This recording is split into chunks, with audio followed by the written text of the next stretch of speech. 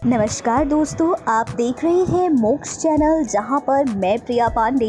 आज एकादशी है, जिससे जुड़े कुछ अच्छे और उसकी कहानी और उसकी व्रत कैसे की जाती है, क्यों किया जाता है, इसको पूजा पाठ कैसे की जाती है, ये सारी जानकारी लेकर हाजिर हो चुकी हूँ। दोस्तों, आषाढ़ मास के शुक्ल पक्ष की एकादशी को देवशयनी एकादशी भी कहते हैं। मतलब आज जो एकादशी है यानी 10 जुलाई 2022 की जो एकादशी है, इसे देवशयनी एकादशी भी कहते हैं, जिसका सामान्य तौर पर अर्थ होता है कि इस समय भगवान विष्णु सारी सृष्टि का भार शिव जी को सौंपकर योग निद्रा में चले जाएंगे। इस एकादशी को हरिशयनी एकादशी भी कहते हैं, क्योंकि इसमें हरि यानी कि भगवान विष्णु शयन करने चाहते हैं। इस साल ये एकादशी आपको हमने बताया ही कि 10 जुलाई यानी कि आज है। कहते हैं इस दिन व्रत और विष्णु भगवान की पूजा अर्चना और दान पुण्य करने से खूब लाभ होता है। वहीं शास्त्रों के अनुसार अगर बात की जाए तो एकादशी के बाद से चातुर्मास लग जाता है, जिसमें 4 महीने तक कोई भी शुभ मांगलिक काम नहीं किया जाता।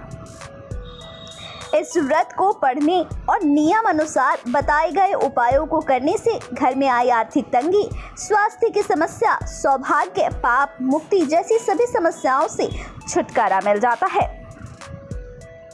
दोस्तों, आखिरकार क्या है देवशयनी एकादशी की व्रत कथा, तो हम आपको इस वीडियो में बताने जा रहे हैं देवशयनी एकादशी की कथा। तो आप लोगों से आशा करते हैं कि आप लोग इस वीडियो को बिना स्किप किए लास्ट तक जरूर देखेंगे। अर्जुन ने कहा, हे श्री कृष्ण, आषाढ़ माह के शुक्ल पक्ष की एकादशी का व्रत क्यों रखते हैं? इस दिन किस देवता का पूजन होता है? श्री कृष्ण ने कहा, हे धनुर्धर, एकादशी का व्रत सभी व्रतों में उत्तम होता है। इस एकादशी का नाम देवशयनी एकादशी है, जिससे भगवान विष्णु प्रसन्न होते हैं। इस संबंध में मैं तुम्हें एक पौराणिक कथा सुनाता हूँ, ध्यानपूर्वक सुनो। एक समय एक सत्यवादी, महान तपस्वी और चक्रवर्ती सूर्यवंशी राजा मांधाता राज करता था। इसके राज्य में कभी अकाल नहीं पड़ता था, कभी किसी प्रकार की प्राकृतिक आपदा नहीं आती थी। परंतु एक बार न जाने क्यों देवगण उससे रुष्ट हो गए और उसके राज्य में अकाल पड़ गया। अकाल से पीड़ित प्रजा एक दिन दुखी होकर राजा के पास जाकर प्रार्थना करने लगी, हे राजन, समस्त संसार की सृष्टि का मुख्य आधार वर्षा है। इसी वर्षा के अभाव से राज्य में अकाल पड़ गया है, जिसके कारण प्रजा भूख से तड़प रही है। आप कोई ऐसा जतन कीजिए जिससे हम लोगों का कष्ट दूर हो सके, नहीं तो विवश होकर प्रजा को किसी दूसरे राज्य में शरण लेनी पड़ेगी। तब राजा ने कहा, आप वर्षा न होने से बहुत कष्ट में हैं, यह सत्य है। राजा के पापों के कारण ही प्रजा को कष्ट भोगना पड़ता है। मैं बहुत सोच विचार कर रहा हूँ, फिर भी मुझे अपना कोई दोष दिखलाई नहीं दे रहा है। आप चिंता ना करें, मैं कुछ उपाय जरूर करूँगा। राजा मांधाता भगवान की पूजा करके कुछ व्यक्तियों को साथ लेकर वन में चले गए। वहाँ वे ऋषि मुनियों के आश्रमों में घूमते घूमते अंत में ब्रह्मा जी के मानस पुत्र अंगिरा ऋषि के आश्रम पहुँच गए। रथ से उतरकर राजा ने ऋषि के सम्मुख पहुंचकर उन्हें प्रणाम किया। ऋषि ने पूछा, हे राजन, आप इस स्थान पर किस प्रयोजन से पधारे हैं, कहिए। राजा ने कहा, हे महर्षि, मेरे राज्य में 3 वर्ष से वर्षा नहीं हुई है। इससे अकाल पड़ गया है और प्रजा बहुत ज्यादा कष्ट में है। राजा के पापों के प्रभाव से ही प्रजा को कष्ट मिलता है, ऐसा शास्त्रों में लिखा है। मैं धर्मानुसार राज्य करता हूँ, फिर यह अकाल कैसे पड़ गया, इसका मुझे अभी तक पता नहीं लग सका। अब मैं आपके पास इसी संदेह की निवृत्ति के लिए आया हूँ।